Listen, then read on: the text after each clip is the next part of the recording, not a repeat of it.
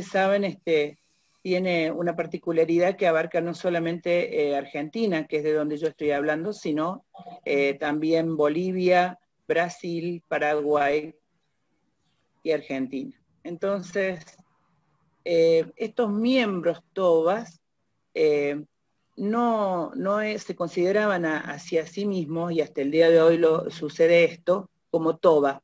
¿Por qué? Porque toba es una autodesignación que no les corresponde a ellos, sino que es un nombre, una designación peyorativa que tenía origen guaraní, que significaba frentones.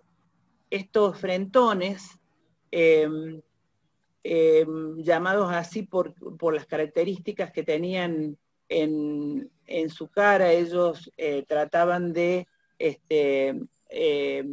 por ahí culturalmente, de mostrar mitad de su cabeza rapada y hasta rapar sus cejas también. Entonces, ellos asimismo, como cultura, como grupo cultural, se denominan com, que significa nosotros en realidad.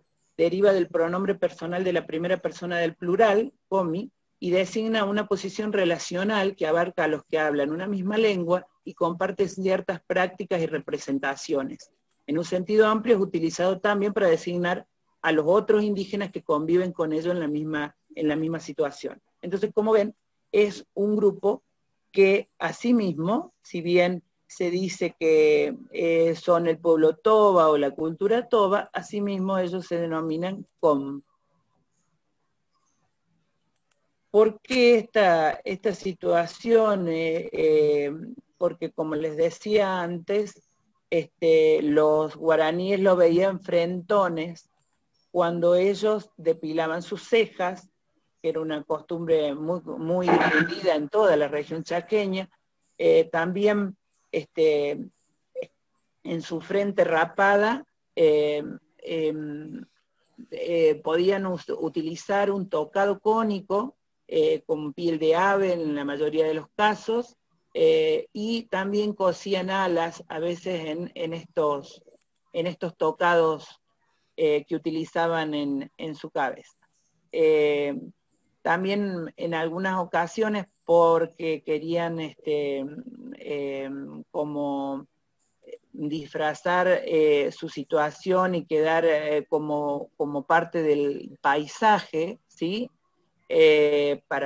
Porque eran cazadores, agregaban adelante del gorro algún pico, como por ejemplo un pico de tucán, como el que ven en la fotografía. En su parte inferior del labio también usaban el tembetá, que son un grupo de plumas que adornaban y complementaban junto con los tatuajes o pinturas que hacían en su cara, y también con madero hueso trenzaban lanas o espirales en forma de aros que pendían de sus orejas. Utilizaban muchos collares y también pulseras y tobilleras con cuentas o conchillas rectangulares. Esta era parte de su vestuario, sobre todo de los hombres, y las mujeres tenían otro tipo de vestuario que ya lo vamos a ver.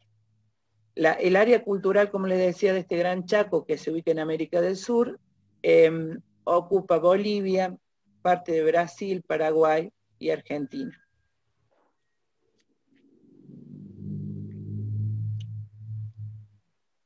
Tenían una distribución espacial muy importante, siempre tenían en cuenta quiénes estaban al norte, al oeste, al sur, al este, ¿sí? Había, como en otros pueblos de América, una clara exposición de distribución espacial, y ellos nombraban a cada uno de estos habitantes de estos lugares de una manera diferente, ¿sí? ¿Cómo eran estos tobas o esta cultura com? Nómades, con una economía basada en la caza y la pesca, como les decía anteriormente, y la recolección. De ahí que muchas veces ellos se ponían algunos atuendos para quedar mimetizados con el monte. La unidad básica en su organización social era la banda, constituida por la unión de varias familias extensas, ¿sí? Las bandas iban de territorio en territorio y seguían los ciclos ecológicos, es decir, seguían los ciclos de estaciones anuales. Las tribus estaban organizadas en unidades políticas menos localizadas que agrupaban varias bandas aliadas en torno a una misma variante dialectal. Esto de los dialectos por ahí les ocasionaba algunos inconvenientes porque no todos manejaban los dialectos de cada una de estas bandas o tribus dentro de la misma comunidad. Eran la extensión máxima de los límites de los nexos parentales bajo el mando de un cacique cuyo liderazgo podía heredarse, pero el elegido debía dar muestras de habilidades espaciales para la caza, la pesca o para la cura de enfermedades. Esto era muy característico de varias tribus y varios grupos sociales previos a la llegada de los españoles. Es decir, aquella persona que podía lograr el sustento de su comunidad, aquella persona que podía curar las enfermedades y lograr la sobrevivencia de su comunidad, era el que era denominado cacique, o sus similares, ¿no? La sociedad tenía, las unidades sociales tenían gran fluidez según los contextos históricos, se fusionaban o dividían, y después de la aparición del caballo y sumado a influencias andinas y amazónicas de otras tribus, ellos fueron teniendo una mayor rigidez social. Con esto quiero decir que fueron por ahí limitándose en los espacios.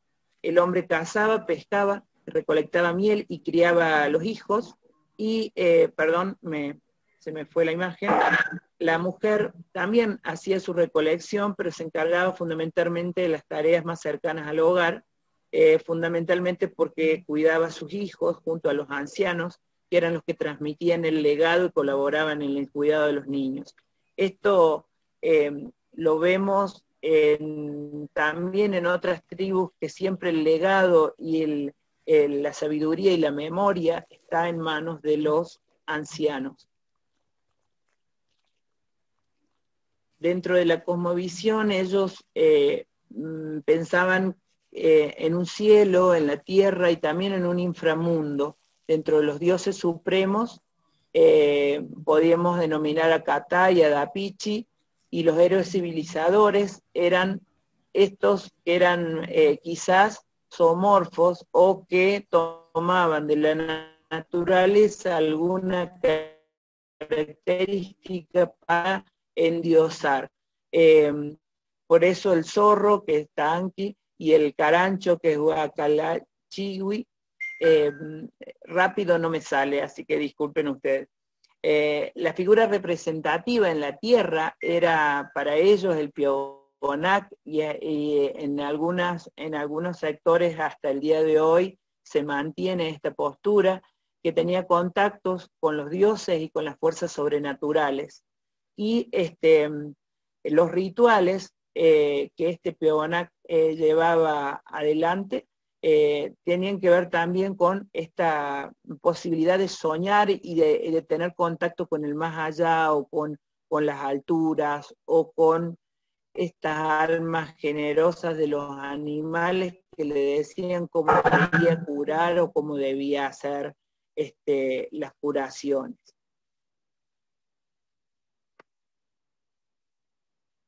Dentro de los rituales y ceremonias y las festividades de la población, hay cantos de alegría, de lamento por la pérdida de algún ser querido, cantos que son tradicionales, que generalmente comienzan como un murmullo, pero gradualmente van elevándose en tonalidad y luego caen en un tono muy bajo.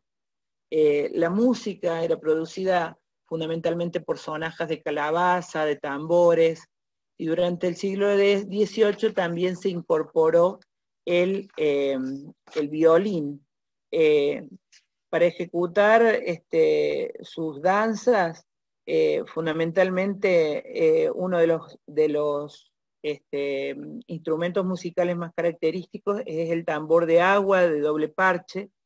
También utilizaban silbatos, flauta de caña, y en esta incursión en el violín es el violín chiriguano, que es monocorde, que se lo ejecuta especialmente en las Pascuas de Resurrección, y es fabricado en madera y es, como decíamos antes, como una imitación del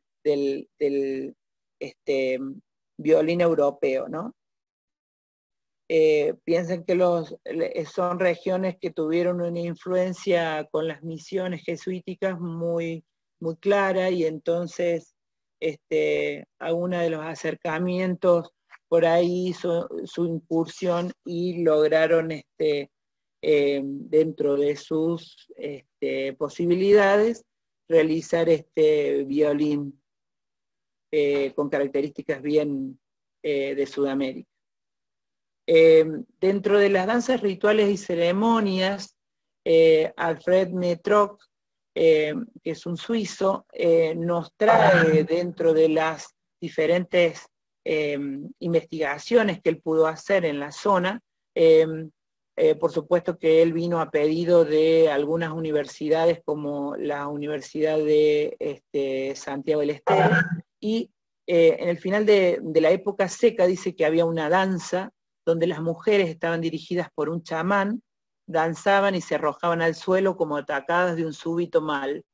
Esta cuestión de ponerse en trance después de bailar es característico de muchas de las poblaciones aborígenes de América, y también la presencia de alguien que dirige la situación o que tienen como la voz de mando en estas ceremonias. El chamán es en este caso el que simula curarlas, mientras otros danzarines giran alrededor de ellos. Siempre está esta cuestión circular, siempre hay un contenido de baile comunitario, de baile en tribu. Y el sonido de los pies golpeando en el suelo también ayuda a entender cómo ellas podían llegar a entrar en estos trances, porque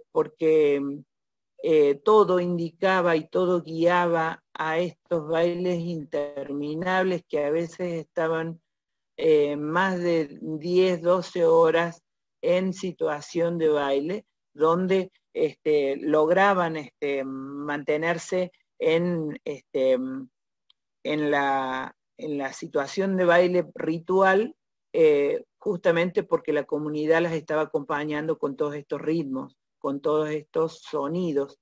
Aquí Metro dice aullando y agitando las matracas. En realidad, por ahí con la visión europea que él puede haber tenido, este aullido que él podría haber nombrado aquí, podemos decir que puede haber sido una forma de canto que él no tenía reconocida.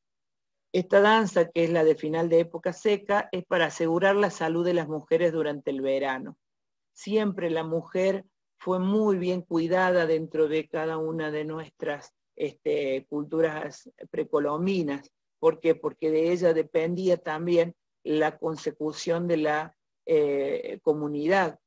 Si no eran cuidadas, a lo mismo que son cuidadas cada una de las exposiciones de los animales en el campo y demás, justamente están asegurando la trascendencia, ¿no? Otra de las danzas que Metro retoma en esta investigación que hace es la del jaguar.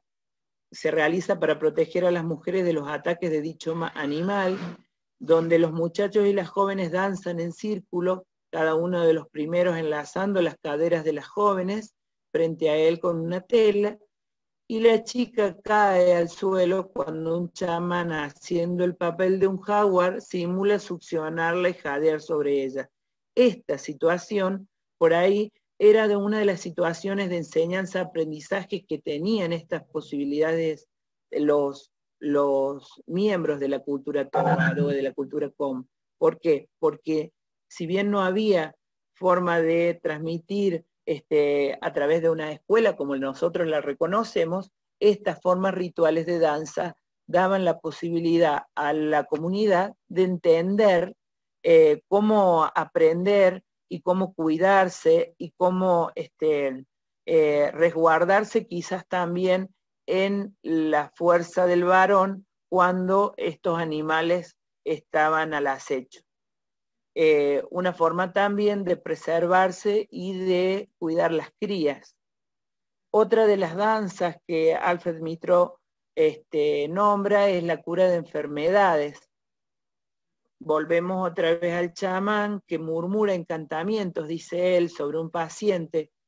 No sé si serían tan reales los encantamientos como el llamado a un ser superior, donde sus asistentes, ornados con cinturones, con cascabeles y pulseras de pezuñas de venado, porque ahí entra la situación de guasuncho, que es un animal, un ciervo americano.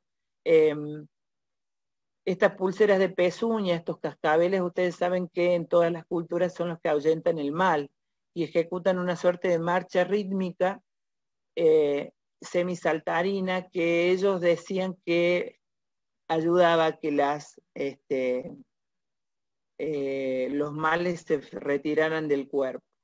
Esas danzas rituales y ceremonias tienen por objeto neutralizar algún poder maléfico o influenciar en forma directa a la naturaleza o al hombre. Y así, cantando y danzando hasta el agotamiento, trataban de acelerar la madurez del chañar, por ejemplo.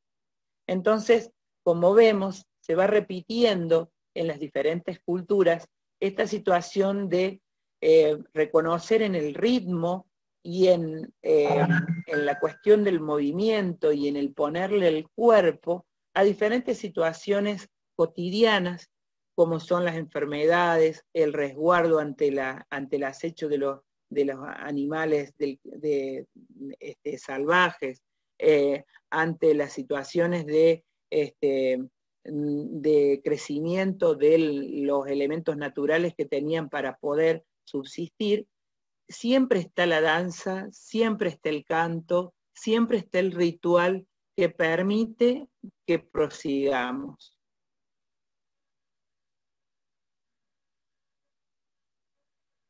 Entonces, por ejemplo, hay algunos rituales como el de la pubertad, que es uno de los rituales más importantes que da el inicio hacia la pubertad. Este es un ritual que está celebrado cuando una muchacha, una niña, tiene su primera menstruación. ¿Cuál es la situación? Toda la comunidad se pone en relación de esta nueva posibilidad de que esta niña pueda procrear.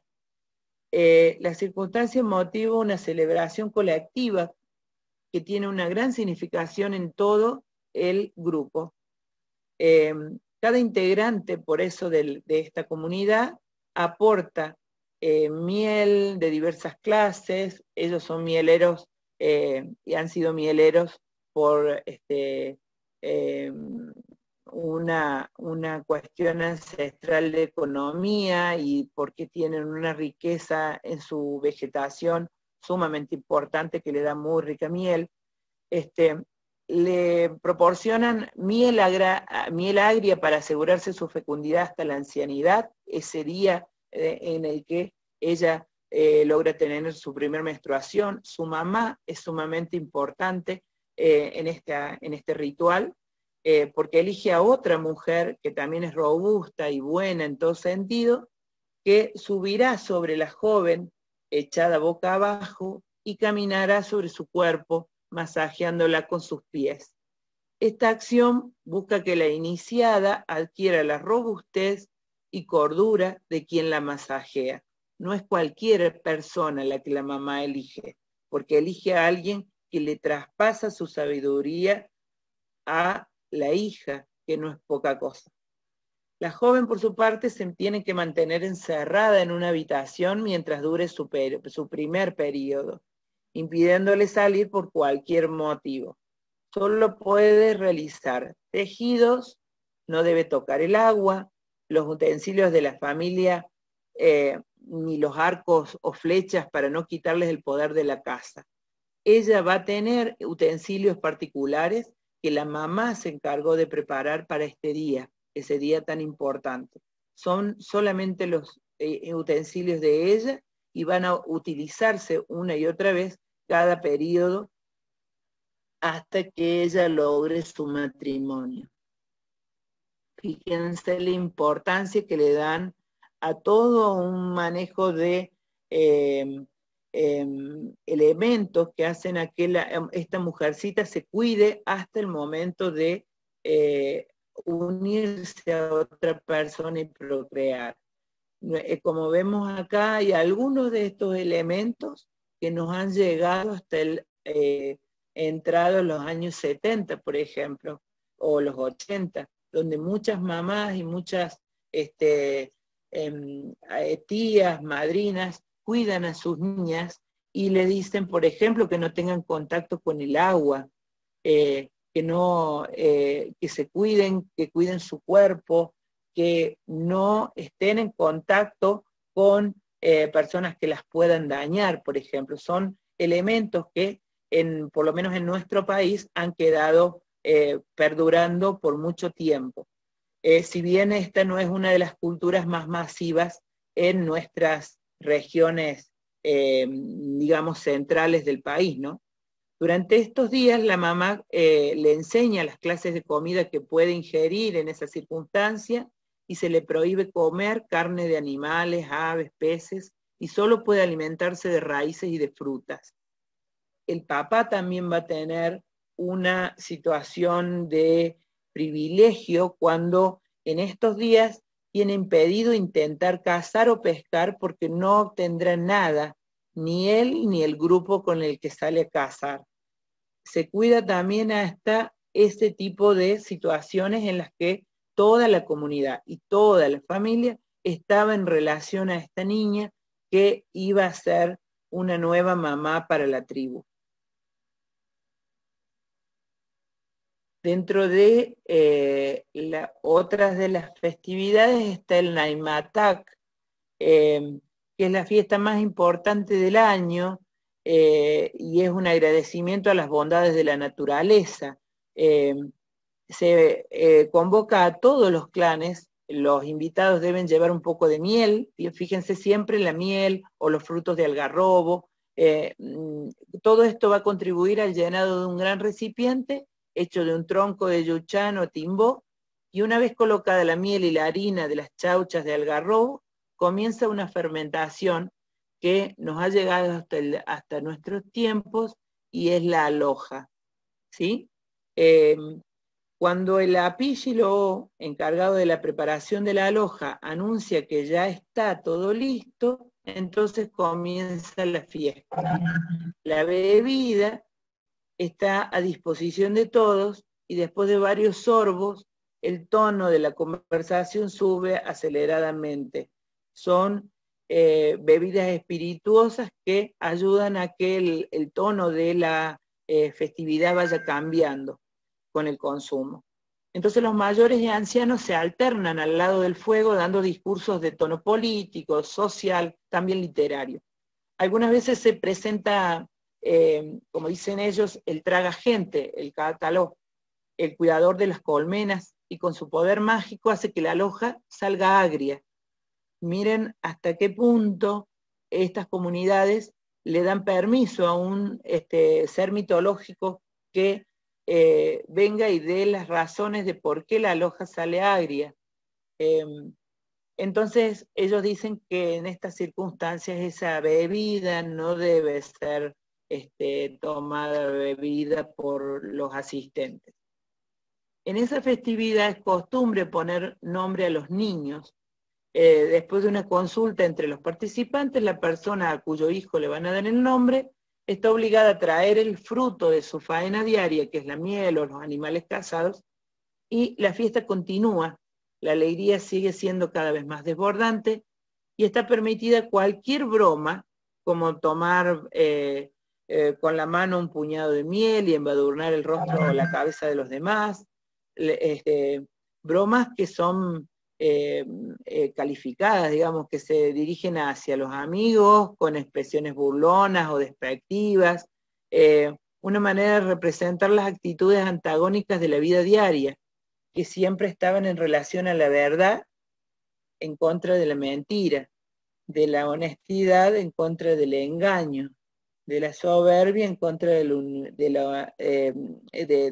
la humildad en contra de la soberbia. Esto era una constante en la comunidad. Ellos hasta el día de hoy se mantiene la cultura com pensando que siempre tengo que pensar en el otro, en mi comunidad. No puedo burlarme, solo en situaciones como las que estamos diciendo que era una festividad particular donde se le ponía nombre a los hijos. Estoy pasando estas imágenes porque no es lo que quería contarles ahora.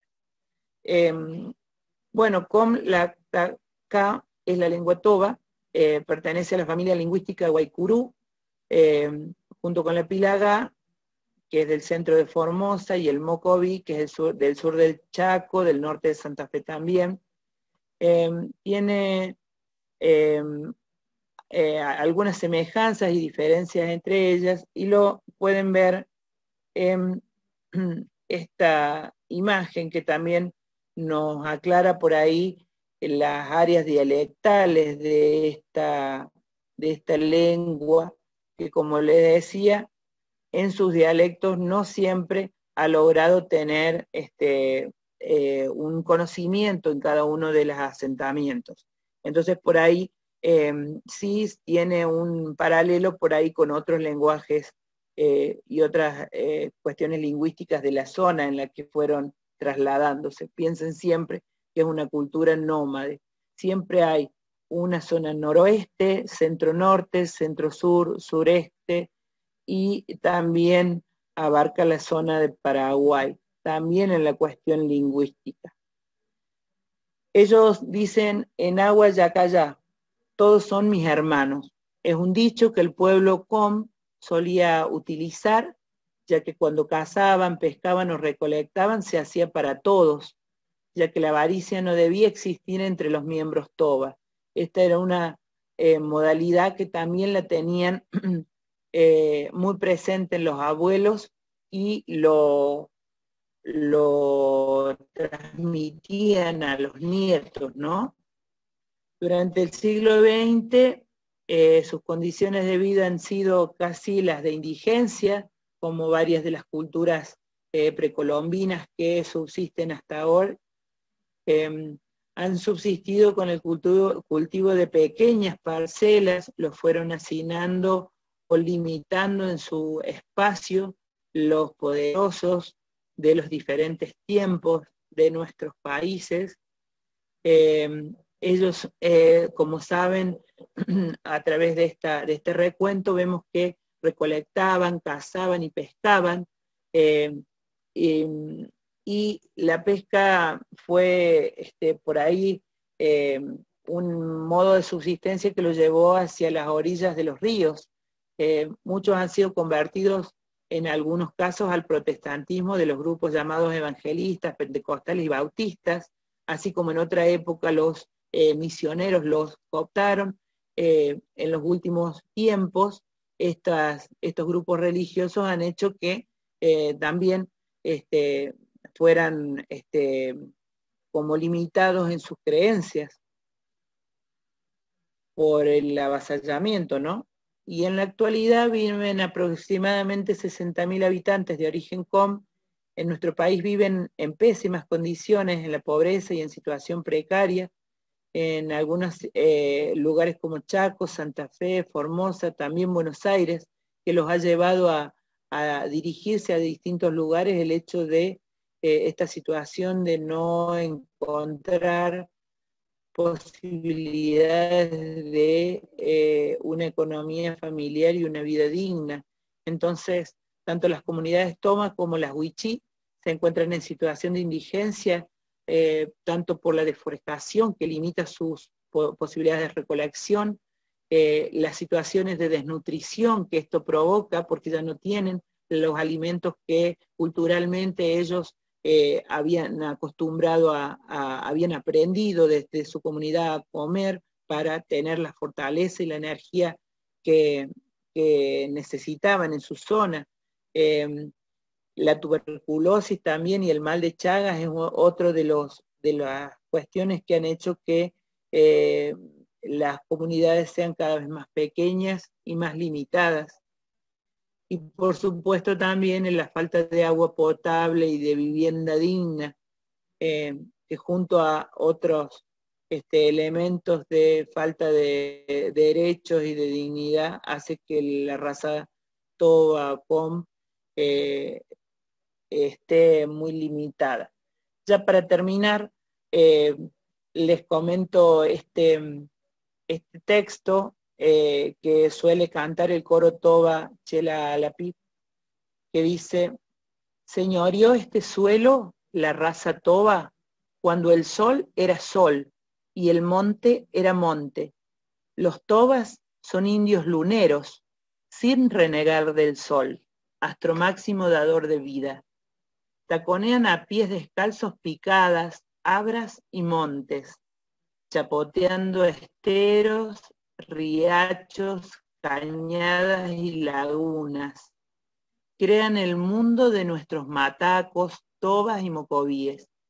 Ese mundo pedacitos de lunas venidas a tierra como luciérnagas o tacatacas encienden de abajo la gran luna. La luna llena o la luna toba que cantan en la era gaik. Los tobas no contenemos a los montes nos contienen. Es por eso que nos resistimos a vivir de los montes, de los ríos. Ellos son nuestros hermanos y queremos vivir con ellos, como hicieron nuestros abuelos, nos contaron nuestros padres. Es lo que soñamos para nuestros hijos. Un pueblo sin mal en esta bendita tierra, entrada en años, pero a cada instante retoña y florece. Crecen los ríos, se mueve el cardumen y canta el río. Crecen los montes y florecen y canta el monte. Y el toba gozoso une su canto porque ese es el canto de la tierra.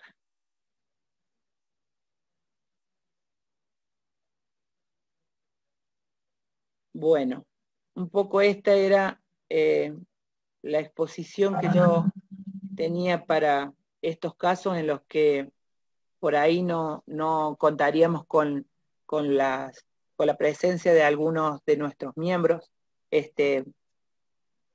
Simplemente no sé si alguien quiere charlar o contar algo. De todas maneras, Gloria, te voy a pedir que me envíes la ponencia escrita, ¿no es cierto? Para poderla sumar al Congreso, porque esto ya entra dentro del Congreso y lo vamos a poner en lugar de la disertante que no pudo hoy día, ¿no es cierto?, darla. Entonces, eso te voy a pedir en forma urgente, cosa de que yo pueda armar la página web esta tarde. Sí, cómo no. Sí. Sí, sí. Roque quiere hacer una pregunta. Sí. No, sí, una pregunta y todo tiene que ver, el agradecer ese informe, esa cosa tan vista desde, quizás a veces no tan, aunque lo tiene, de la cuestión científica, investigadora, sino de la parte humana y de pensar en otros hermanos nuestros que están en situaciones bastante complicadas y ver también pueblos como estos que están siendo y sufriendo lo que hace 500 años sufrieron y siguen sufriendo otros pueblos originarios de América, ¿no? Y la importancia y el potencial que pueden llegar a tener, como diría Víctor Heredia, qué tanto podríamos haber llegado a hacer si nos dejaban, ¿no? Así que eso nada más. Gloria, me parece muy bueno y gracias, simplemente gracias. Gracias Mónica, porque yo quiero Palabra. agradecer a Gloria por tomar este tiempo, espacio vacío que se iba a crear y colaborar. Eso se toma mucho en cuenta en nosotros, ese nivel de colaboración, de altruismo que tú has tenido y maravillosas informaciones. Así que muchísimas gracias. Mónica, habilita tu micrófono, Mónica. Yo soy Hilda. Hola. Mónica tiene la palabra, Hilda. Momentito. Sí, yo primero felicitarlo a Gloria, que me pareció muy súper interesante su disertación, su trabajo, y quizás plantear una inquietud. Hay tantas cosas que en nuestros pueblos, tanta sabiduría que en nuestros pueblos nos dejaron y que se desconoce, pero en muchos casos en su totalidad. Entonces, yo también en mi ponencia también trabajo con una parte de lo que es los pueblos estos, nuestros pueblos originarios, y por ahí capaz que hacer como una síntesis o un trabajo donde abarque todo lo que sea relacionado con estos, con todo este trabajo de investigaciones de los distintos pueblos. Así que, no sé, por ahí surge como una inquietud de poder recopilar y tener un trabajo que se pueda acceder seguramente a través de nuestras páginas, que José lo hace también, así que me queda esa inquietud y bueno, y agradecer que podamos compartir todo esto y enriquecernos de alguna manera. Eso.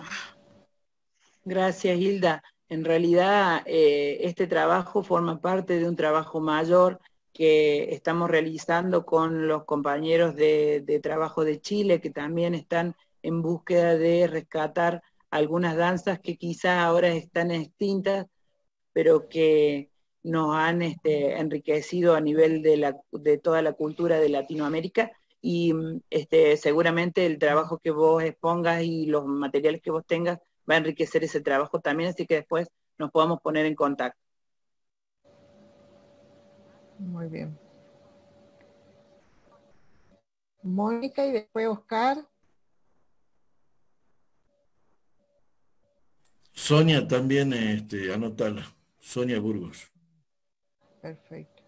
¿No se escucha, Mónica? No se escucha. Tiene habilitado el micrófono, pero no le anda. Ahí cortó otra vez. Ay, no.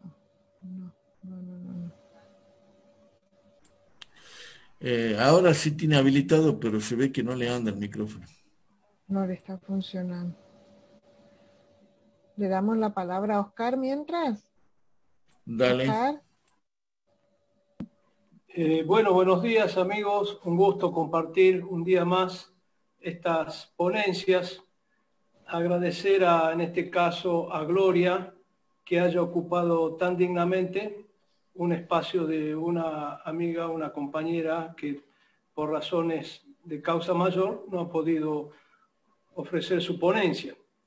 A mí me impresionó mucho y he sido testigo del sentido de familia que tenían estas comunidades originarias. Yo los he visto, yo he trabajado en un ingenio azucarero hace muchos años acá en Jujuy y he visto en este caso, era un grupo de familias chahuancos que yo entiendo que tienen que tener alguna familiaridad con los grupos de las familias Com. Yo los veía en los canales de riego, a eso de las 12, las 11, son gente muy limpia, son etnias, tienen un gran sentido de la higiene y se bañan en los canales de riego en comunidad. Realmente me daba mucho gusto verlos, me conmovía realmente ver todo el grupo familiar bañándose en esos canales de riego, ¿no es cierto? ¿Cuál sería la contrapartida a esto que estoy diciendo? Yo una vuelta, estando en Rosario de Santa Fe, en un programa de radio, un sábado a la mañana, escuché respecto de estas familias que se trasladaban a Rosario de Santa Fe porque la calidad de la basura de Rosario de Santa Fe era superior a la de Resistencia Chaco, donde también los he visto al costado de la ruta ofreciendo sus artesanías y realmente con muy poca receptividad de compra de parte de los automovilistas y la gente que circulaba por la ruta. De modo que el presente de estas comunidades es realmente, no es tenida en cuenta por nosotros o por el Estado Nacional, y al contrario, cada vez se lo va circunscribiendo más en aras de una producción que nada nos favorece a nosotros, ¿no es cierto? Estoy hablando de las deforestaciones para producir una agricultura en gran escala, megas negocios agropecuarios que nada enriquecen o nada favorecen a una mayoría. Por último, quisiera decir, me parece excelente la referencia que ha tomado Gloria respecto de Alfred Metrock, que fue un investigador suizo, con quien colaboró muchísimo, y como buen yupanquiano que soy, me place decirlo, Yupanqui colaboró mucho con este investigador suizo. Bueno, nada más. Te agradezco nuevamente, Gloria, tu colaboración y tu manera de cubrir un bache que se hubiese producido de no haber sido por vos. Muchas gracias. Muchísimas gracias, Oscar, por tus palabras. Sonia, ¿quería decir algo? Sí, bueno, buenas tardes a todos. En principio agradecerle a Gloria por este informe, por este trabajo que nos ha enviado y hacer esa deferencia que quizás este referente que ha tomado, el suizo de Alfred, haya sido su interpretación. Quien les habla ha estado con su cuerpo, es decir, no ser tan dogmática, sino que esos que él interpreta como alarido, que él interpreta es desde sus marcos teóricos, de su formación. Yo he estado presente con este cuerpo en 2 procesos oncológicos dentro de un OPI y he sido testigo en mi cuerpo, tanto en un OPI en Vía Guaraní, como en un rewe y con un cultrum mapuche, y he podido ver estas danzas vigentes, rituales, dentro de un contexto, donde no es una maraca cualquiera, es una sonaja con plumas, y esas vibraciones de esas semillas hacen que uno entre en un estado de preparación, de liberación y de entrega en esa conexión que el chamán va a pedir, y que ese retumbo de los pies son un llamado a los espíritus de la tierra, y que esas plumas tienen que ver con los espíritus del aire, es decir, todo tiene que ver con una cosmogonía, con un modo de ser, con una entrega. También estoy en la búsqueda de las danzas. Hemos documentado durante más de 25 años, tienen ustedes una miembro ahí en COFAR, la señora Elba Hernández, quien siendo inspectora ha apoyado un poco lo que ayer decía José Guardia del Ponté, de estas labores docentes, como docentes de danzas. Me jubilé con 30 años en el sistema, trabajando en todos los niveles, y sacando esta escuela fuera a las comunidades como profesora de la práctica docente. Hemos documentado las danzas con proyectos que hemos ganado del Infot, y por acuerdo con las comunidades también no las hemos publicado, porque cuando uno hace un acuerdo debe ser respetuoso. Y llegamos a la conclusión, después de tener estos documentos, que si ellos no querían publicarlas, debíamos respetar esos tiempos. Hoy tenemos danzas del Tregue Purrún, Choique Purrún sistematizadas, haciendo toda una transposición didáctica para los niños, lo cual está ahí en nuestros corazones, guardada y siendo respetuoso de los cambios de autoridades que las comunidades van teniendo. Entonces, y llegamos a la conclusión que para sentir estas danzas dentro de un contexto ritual, hay que vivirlas, hay que sentirlas. El estar por un tratamiento oncológico reiteradas veces me permitió estar en ese estado, y también me permitió estar hoy aquí dando este testimonio, agradeciendo este gran espacio vacío que se llene con este contenido para dar a conocer, para visibilizar, porque creo que todos los que estamos acá tenemos un estado de situación de lo que estamos y que queremos cambiar. Y quiero dejar un grado de optimismo que cada uno de sus cuatro paredes, con sus alumnos, es el protagonista de los cambios, y que los cambios se pueden hacer. Y hay que sociabilizarse, no hay que enojarse, sino que hay que contarle al otro con fundamento por qué es valoroso ese cambio y por qué es necesario. Entonces, agradecerte, Gloria, por esta disertación y dejar este granito de testimonio, en este caso presencial. Gracias. No, yo soy la que te agradece esta exposición de tu vivencia, porque justamente, ¿cómo les explico yo que esto es así, que se vibra dentro del cuerpo? Es una sensación tan particular que si no hay otro que digamos, que lo revitalice y que lo ponga en su cuerpo y que lo comunique, no es tan fácil de entender. Esto mismo que vos me estás diciendo, que has vivenciado, los compañeros de Chile nos avisan que los Shelkman lo tenían y estaban horas y horas y horas, más de 10 o 12 horas para entrar en esta situación especial que el cuerpo necesita para trasladarse a otros estadios que quizás nosotros no encontremos nunca, porque estamos imbuidos a nivel globalizado de tanta cosa extraña que por ahí ya no tenemos la capacidad de escuchar o de sentir lo que nuestro cuerpo nos está indicando. Justamente este tipo de rituales son inentendibles, y nosotros los hacedores de la danza nos complicamos al momento de ponerlos arriba de un escenario, porque ya no los ponemos cosas con mucho color, ponemos músicas estridentes, cosas que puedan impactar en el espectador, porque ya nuestra situación no es la de exponer lo que sea lo más importante para el público, sino aquello que venda más. Es grave lo que está sucediendo con los grupos folclóricos o con los grupos tradicionalistas arriba de los escenarios. Entonces, también rescatar este tipo de danzas, a pesar de, como vos decís, uno tiene que tener el cuidado y el respeto de la comunidad y no exponer algo que no tenemos permiso de hacerlo, pero de todas maneras saber que la sabiduría está y que la significación de este tipo de danzas es tan grande y tan consistente que no puede llegar arriba de los escenarios una danza endeble, una danza sin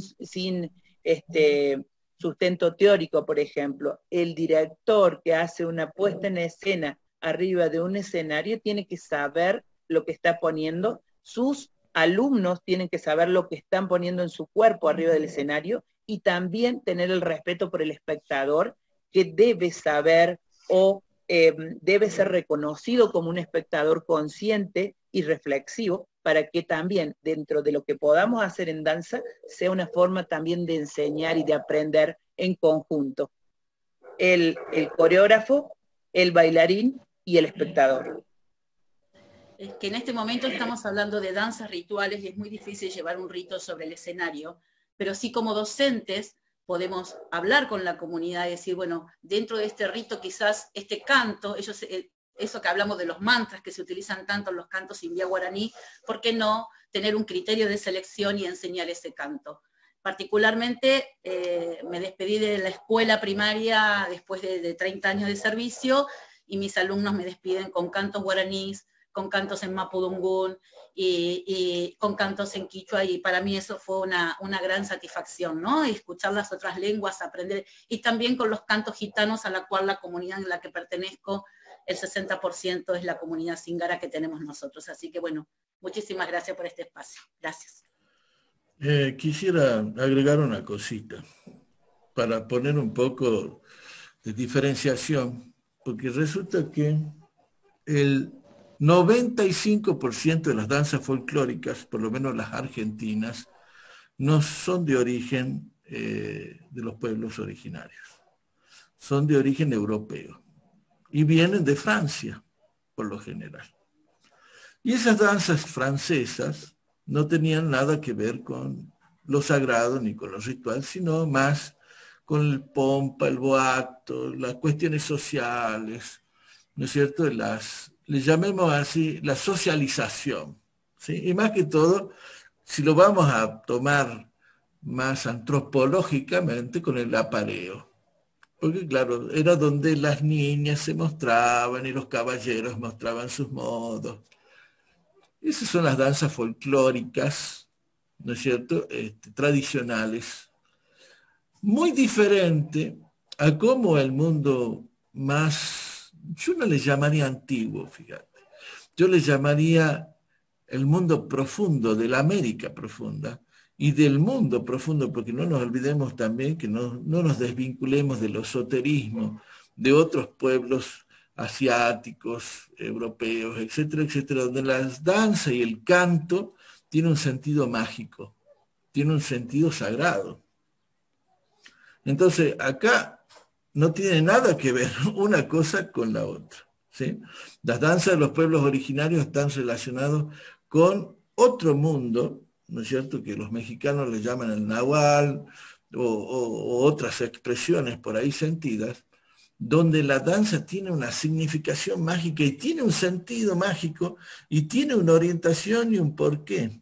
¿Sí? Está una danza para hacer determinadas cosas y otras que son curativas, otras que son para alejar o acercar determinadas fuerzas energéticas, ¿no es cierto?, que son benignas o malignas. O sea, un mundo extraordinario que nada tiene que ver con las danzas folclóricas.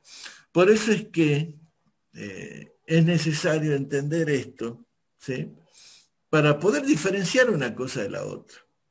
Ahora, ¿qué está pasando con las danzas folclóricas en nuestro país y en otros países con los certámenes, los concursos y todo eso? Y pasa a ser una actividad casi deportiva, ¿sí? Y fundamentalmente se ha desvirtuado muchas veces en una actividad lucrativa, ¿sí? Y eso ya todo lo manosea y lo ensucia, cuando hay plata de por medio. Y por eso es que nosotros del COFAR siempre vemos la cultura desde el punto de la preservación de nuestro patrimonio, conservación, divulgación, estudio, investigación, y no nos metemos en los festivales, no nos metemos en estos certámenes, ¿no es cierto?, que por ahí están, como les digo, imbuidos de la mercantilización. Bueno, muchas gracias y disculpen la intromisión. Muy bien, no sé si hay alguien más que quiera hacer alguna pregunta. Por favor, Socorro, quiero comentar algo, ¿será posible? Bueno, Socorro, tenés la palabra. Muchas gracias, muy amables. Acaba de contactarme la escritora Rona Moreira, en donde me indica de que él tiene caído el internet y por esa razón no ha podido entrar. Ella no está ahorita exactamente en Guayaquil, sino en una zona rural. Y que por favor le perdonen mucho, que ella ha preparado con mucho cariño el programa, la exposición de ella, y que agradece porque le dejaron para otra ocasión. Así es que con muchas disculpas, por favor, a cada uno de ustedes, a nombre de Ecuador, pues les ruego que acepten esta explicación, y felicito a nuestra amiga exponente por el tema tan hermoso que nos ha puesto en escena. Gracias a todos, amigos queridos. Bueno, muy bien. ¿Alguien más? ¿Alguna pregunta, comentario? Oscar es, yo diría, el último ya, porque tenemos que cerrar para luego recomenzar a las 16 horas. Perfecto, José. Y es solamente para avalar lo que vos acabás de decir, porque casualmente llevar hacer estas danzas rituales antiquísimas, religiosas, llevarlas a un escenario y darle una categoría de show, es denigrar a toda una cultura. Por eso me parece muy bien lo que acabas de decir, José, donde el COFAR en este caso debe preservar y alejarse de todo show o de toda pretendida mercantilización sobre una cultura que al contrario deberíamos respetarla y también enorgullecernos de ella, ¿no es cierto? Nada más. Frente a eso, Oscar, José, yo les puedo asegurar que en el Grupo Palomar de Chile, del que tengo conocimiento y que es uno de los grupos más importantes a nivel de trabajos de investigación, de la mano de la maestra Margot Loyola y el maestro Osvaldo Cádiz, ellos han logrado poner en escena desde la cuestión mapuche, rituales que tienen que ver con la cultura de la isla de Pascua, rituales que tienen que ver con los Shelman, de una característica y de una calidad impresionante. Esa calidad impresionante que a vos como espectador te hacen sentirte digno de estar sentado y de poder ver con una calidad impresionante el espectáculo, y es un espectáculo porque está